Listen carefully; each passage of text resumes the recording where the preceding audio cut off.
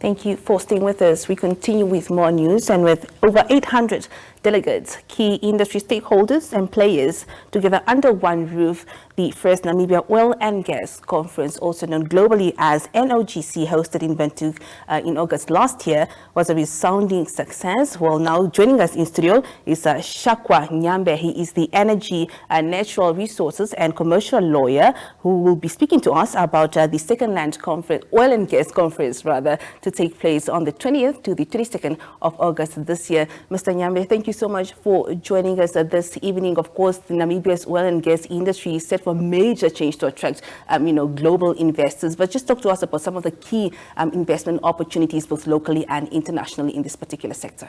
Thank you. Thank you so much, Selma, for having me. There's a lot of opportunity, very immense, for both the international investors as well as the local investors within the oil and gas sector in Namibia. So let's start with the international investors in terms of the opportunities they have there.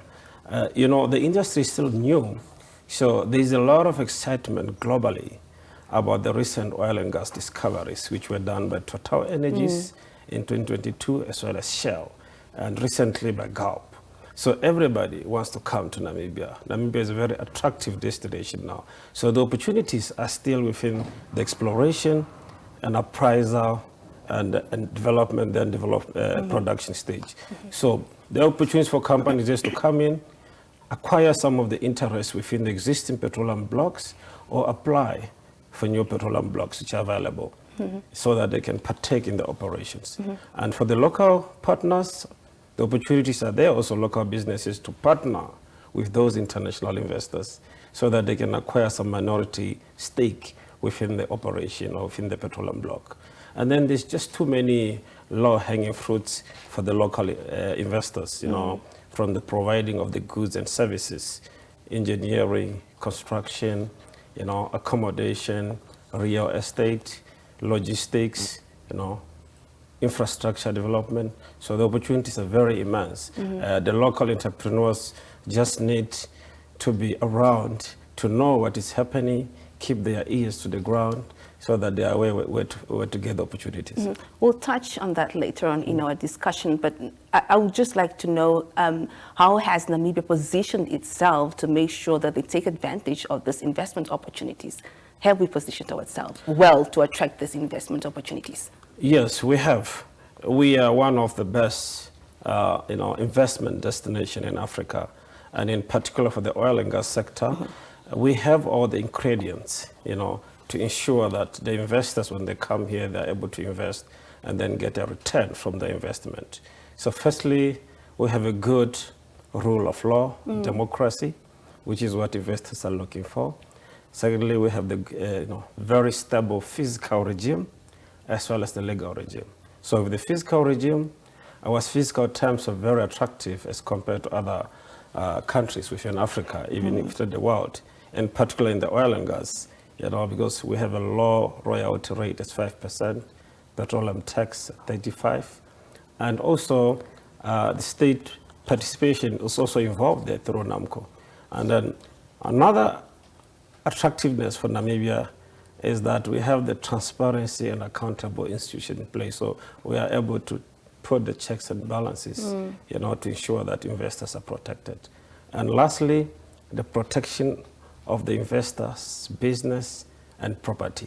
So they want their assets to be protected, not to wake up the next day they are told your assets will be, expropriated by the state. So luckily we have such protection in Namibia because of the constitutions, which is very good, as well as the jurisprudence in terms of protection of property. And speaking of these regulatory frameworks in place, I read an article in the newspaper the other day where you touched on some of the current reviews that government is making in regards to the petroleum legal framework. Maybe just touch on, expand on some of those detailed regulations that are to be made, and perhaps what are they to accommodate?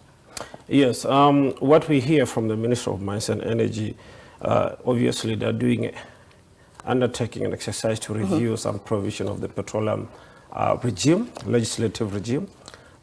Firstly, they want to set up what we call the local content policy. So they're doing consultation now. So that policy is the one which will allow the local entrepreneurs, local people to benefit fully, you know, because it will regulate how they can get involved, regulate how the companies should, you know, treat local entrepreneurs in terms of employment also, which employment opportunity should be reserved for the locals, the training and development, you know, as well as the opportunities just for the local also to partake in the business. So that is the first part of it that is more critical. Everybody's looking at that because it's a very, you know, technical industry which requires you to go through a lot of processes of training and exposure. But they are also looking at, you know, making the legislation more friendly also in terms of the operational, you know, framework, the work programs, you know, ensure that this work program is good for the investors. And then there are many other issues to look at also in terms of cooperations with other countries, because our resources cross borders also. You know, we are bordering South Africa and Angola. Angola is already producing oil, so we might get a discovery which straddles across to South Africa, Angola, which will require joint cooperations between the countries. So some of those provisions need to be accommodated within the legislation. Perhaps they'll also look at look at the fiscal terms also, and then see how they can better them or improve them. So basically, we are just looking at how we can better integrate the local, businesses, within this particular sector. In the supply chain. But just back to what you have mentioned earlier, of course, much emphasis have really been placed on local content, mainly for local businesses to grow within the sector and also just to contribute to the country's economy in general. But what else really, beside what you already highlighted, how are we better integrating local businesses within the supply chain, number one, and also are these businesses actually forthcoming, and do they have the capacity to partake in this industry? Yes, it's a new industry in Namibia, and the industry is very technical, capital intensive. So we don't have the big oil and gas service providers already who are Namibian, or the exploration companies are Namibian, but they're upcoming, they're coming. And we see some of the service providers who are Namibian companies who are already involved in terms of the logistics, the accommodation, the car rentals. So they're coming in slowly. On the upstream side of things, you have Namibian companies who have partnered with these international companies, and then they've been involved in the operation for some years, and they've got experience now. So we hope in future they can, become the bigger companies. Some of our, companies we can cherish that they have grown from being a small Namibian company to become an international company. So the opportunities are there, but it takes time. We need to come in the business as early as possible so that we learn quickly. Absolutely. And then we leverage on the opportunities, on the skills we have, because from whatever sector, whatever you're doing, you can get involved. Yeah. The opportunities are there. Just to add to that, of course, the other question is around the pressing infrastructure needs, the skill workforce as well, whether we have the capacity to do that. But what else can we do, or what is Namibia doing to fill these gaps? Yes, the infrastructure needs now, there's that need because as the industry grows, we will need more to expand our ports, be it in Lodris or Wavish Bay, because as we move on to appraisal and development, and then finally production, there will be more equipment, more tools coming into the country, pipes, vessels. So all these things need to come through the ports. So the ports will need to be expanded. Unfortunately, Namport, we have heard from the media, they are working on that. We need to work on our road infrastructure. There'll be a lot of movements from Windhoek to Lodris to Rundu to wherever. We need to improve on our railway line, take it up to Katima, Rundu, because remember in the Kavango we have another oil company drilling onshore of Recon Africa. So should they make a discovery of oil, they need to transport that crude oil. So if we can connect Rundu with a railway line and connect up to Katima, we are able to do that regional integration and make it easy for the movement of the products from the Kavango up to Walvis Bay. So those are some of the infrastructure needs we need to look at the critical ones. But also capacity building, we need to continue with that also. I mean, let's just diverge to the second oil and gas conference. Some of the key aspects that you'll be looking at is sustainable development. Perhaps you can just expand more on what the conference will be focusing on, number one, and maybe also just touch on some of the economic models that will support sustainable development in the oil and gas sector. Yeah, thank you so much, Salma. Our wish as a country is to ensure that Namibia becomes the next oil and gas prosperous nation, so that we make use of the resources we get in a sustainable manner, so that our future generation also can benefit when we are no more there. So we need to learn from the best practices, best experiences.